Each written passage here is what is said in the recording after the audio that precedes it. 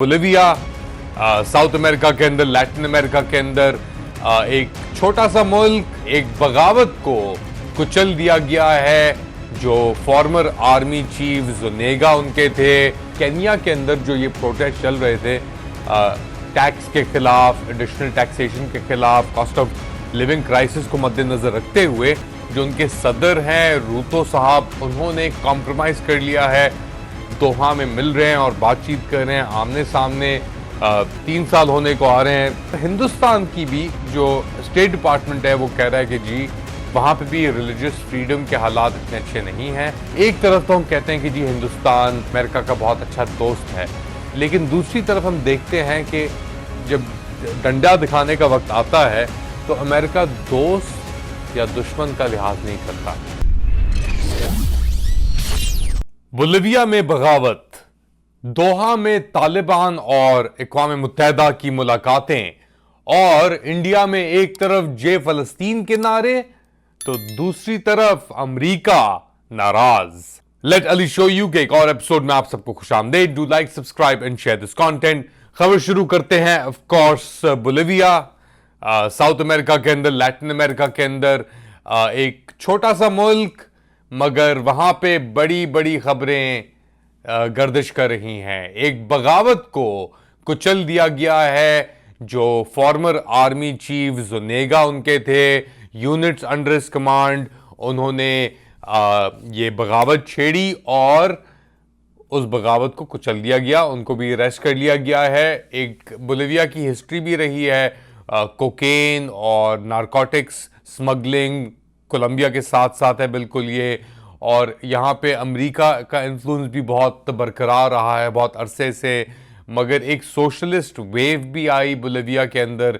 इनके सबसे पहले जो लैटिन अमेरिका के अंदर इंडिजिनस यानी नेटिव लतीनो तो नहीं, नेटिव इंडिजिनस जो ट्राइब्स के पहले जो उनके सदर थे वो बने बोलिविया के अंदर। तो बोलिविया के अंदर एक प्रोसेस चल रहा है, मगर ये सब चीज़ें अगर हो रही हैं अमेरिका के बैकयार्ड के अंदर तो आप अंदाज़ा लगा सकते हैं कि सिचुएशन लैटिन अमेरिका के अंदर भी बहुत वॉलेटाइल है। हमने देखा कि ये मैस प्रोटेस्ट होते हैं या इकोनॉमिक इम्बैलेंस होता है तो ऐसी चीज़ें होना शुरू हो जाती हैं। अभी भी डिटेल्स आना ज़रूरी हैं, मगर प्रेसिडेंसी को उछालने के लिए, निकालने के लिए ये चीज़ की गई थी, मगर ऑब्वियसली ये कामयाब नहीं हुई। एक तरफ ये चीज, दूसरी तरफ केन्या के अंदर जो ये प्रोटेस्ट चल रहे थे टैक्स के खिलाफ, एडिशनल टैक्सेशन के खिलाफ, कॉस्ट ऑफ लिविंग क्राइसिस को मद्देनजर रखते हुए, उसके अंदर जो उनके सदर हैं रूतो साहब, उन्होंने कॉम्प्रोमाइज कर लिया है। उन्होंने एक साउंड बाइट भी दी है जिसके अंदर वो कह रहे हैं कि मैं आई गिव अप, हाथ उठा लिया उन्होंने। सुनिए जरा कि रूतो साहब क्या कह रहे हैं।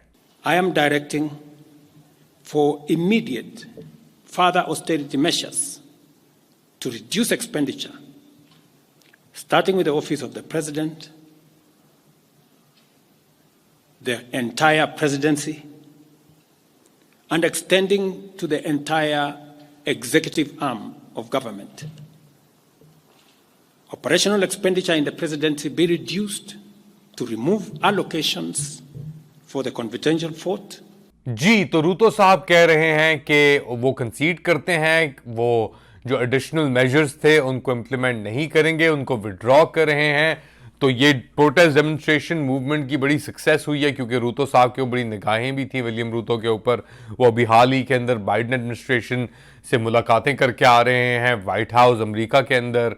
जो मैं इसके ऊपर जिक्र भी कर रहा था, मगर उसके अंदर बड़ी डेवलपमेंट है कि वो कंसीड अब कर रहे हैं कि मैं कुछ मुझे नहीं बढ़ाना, टैक्सेशन मुझे आगे ज़्यादा इम्पोज नहीं करनी। इमेजिन करिए जैसे पाकिस्तान में हो रही होती, कोई प्रोटेस्ट नहीं हुआ, कोई डेमोन्स्ट्रेशन नहीं हुई। बोलिविया और केन्या के अंदर ये मास डेमोन्स्ट्रेशन या ये मूवमेंट जो हुई हैं उसके बाद एकदम रैपिड चेंज ये आ गई। पाकिस्तान के अंदर पूरी की पूरी धांधली हो गई, मगर किसी को एसेंशली परवाह नहीं है। अच्छा, दोहा के अंदर एक बड़ी अहम मीटिंग हुई है तालिबान और अक़वाम मुत्तहिदा की। अक़वाम मुत्तहिदा ने कहा है कि जी ये मीटिंग्स रिकग्नाइज करने के लिए नहीं है, मगर अभी भी अक़वाम मुत्तहिदा हर महीने तकरीबन 40 से 50 मिलियन डॉलर एयरलिफ्ट कर रहा है अफगानिस्तान, जो फिर रीइंबर्स होते हैं, डिसबर्स होते हैं ऑन वेरियस प्रोजेक्ट्स जो तालिबान के अंडर ही हो रहे हैं। तो यूएन का recognition is not important, but the fact कि ये दोहा में मिल रहे हैं और बातचीत कर रहे हैं आमने सामने, 3 साल होने को आ रहे हैं। 2021 में ये लोग आए थे तालिबान अफगानिस्तान के अंदर, चंद माह के अंदर 3 साल मुकम्मल हो जाएंगे। वहाँ पे अभी तक जो लड़कियों की बच्चियों की एजुकेशन का भी मसला चल रहा है। तालिबान के पास एक कोई ट्रम्प कार्ड है, वो इतनी आसानी से इस चीज़ को कबूल नहीं करेंगे जब तक उनकी फुल रिकग्निशन नहीं हो जाती। और शायद इसी चीज़ का इंतजार करें कि जी जब आप हमें फुली रिकग्नाइज करेंगे तो फिर हम ये गर्ल्स एजुकेशन का जो हमने ड्रामा भी रचाया हुआ है, रोक के रखी हुई है, लड़कियों की बच्चियों की ज़िंदगियाँ तबाह की हुई हैं, पता नहीं कितने सालों से, यानी महीने से बंद है, कितनी जनरेशंस इफेक्ट होती हैं, इससे आप अंदाज़ा लगा लें। तो खैर एनीवेज ये एक बार्गेनिंग चिप है, बार्गेनिंग टूल है तालिबान के हाथ में वेस्ट को दिखाने के लिए कि करो वरना। तो उनके मुताबिक चीज़ें चल रही हैं। उनके जो सिराजुद्दीन हक्कानी साहब हैं, खलीफा उन्हें कहते हैं, इंटीरियर मिनिस्टर, उनकी मुलाकातें भी हुई हैं एमबीसी से, सऊदी भी गए वो। तो बातें और ये प्रोसेस एक तरीके से आगे बढ़ रहा है और बहुत ज़ोर से आगे बढ़ रहा है। मगर अमेरिका का रुझान शायद अभी भी डाइवर्टेड है, क्योंकि जो इजराइल और फ़लस्तीन में हो रहा है और चाइना अमेरिका के अंदर टेंशन्स भी हैं, इंडिया अमेरिका के अंदर भी, यहाँ तक कि इंडिया क्वाड का हिस्सा है और एक डेमोक्रेसी है, अभी इलेक्शंस भी हुए हैं, मोदी साहब एक बार फिर आए हैं, इतनी अक्सरियत नहीं जितनी वो चाहते थे। अमेरिका के स्टेट डिपार्टमेंट ने वो हर साल एक रिलीजियस फ्रीडम रिपोर्ट शाया करते हैं। उसके अंदर ऑब्वियसली पाकिस्तान का रैंक तो हम जानते हैं, अभी हाल ही में हमने देखा ब्लास्फेमी को लेके क्या हुआ, नमूस रिसालत और इन सब इश्यूज़ को लेकर। मगर हिंदुस्तान की भी जो स्टेट डिपार्टमेंट है वो कह रहा है कि जी वहाँ पे भी रिलीजियस फ्रीडम के हालात इतने अच्छे नहीं हैं, स्पेशली अगर मुसलमानों को और माइनॉरिटी ग्रुप्स की राइट्स को देखा जाए। और वो साइड करते हैं ये काव विजिलेंटीज या ये गांव रक्षक जो गैंग्स बने हुए हैं, वो साइड करते हैं जो ये टारगेटिंग मुस्लिम माइनॉरिटीज़ को किया जाता है, उनकी लिंचिंग्स को लेके किया जाता है। ये सब चीज़ें स्टेट डिपार्टमेंट एंथनी ब्लिंकन साहब के अंडर बेसिकली इस चीज़ के ऊपर फोकस कर रहा है और हिंदुस्तान का नाम ले लिया है। मेरे ख्याल से हमें बहुत एक इंपॉर्टेंट चीज़ समझने की ज़रूरत है। एक तरफ तो हम कहते हैं कि जी हिंदुस्तान बहुत ताकतवर है, अमेरिका का बहुत अच्छा दोस्त है, लेकिन दूसरी तरफ हम देखते हैं कि जब डंडा दिखाने का वक्त आता है तो अमेरिका दोस्त या दुश्मन का लिहाज नहीं करता।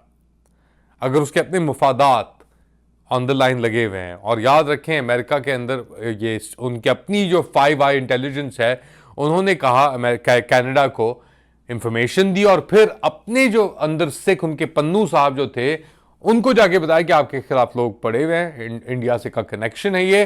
तो अमेरिका दुनिया भर में शायद जो भी करे वो जो कर रहा है, लेकिन वही चीज़ें अगर उसके अंदर होना शुरू हो गई जो होने का खतरा था, कनाडा में तो हो गया, तो वो माफ़ नहीं करता इस तरह।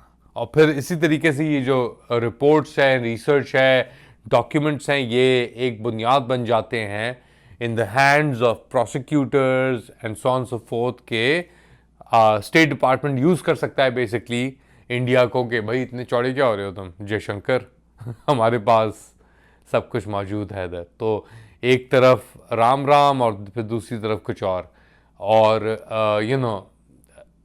इनके पास यही इसलिए अमेरिका इतनी बड़ी ताकत है कि वो दोस्ती और दुश्मनी साथ निभा सकता है, उसके अंदर इतनी कैपेसिटी मौजूद है। मगर वो जब लाइन आती है ड्रॉ करने की, खींचने की, तो वो किसी का लिहाज नहीं करते।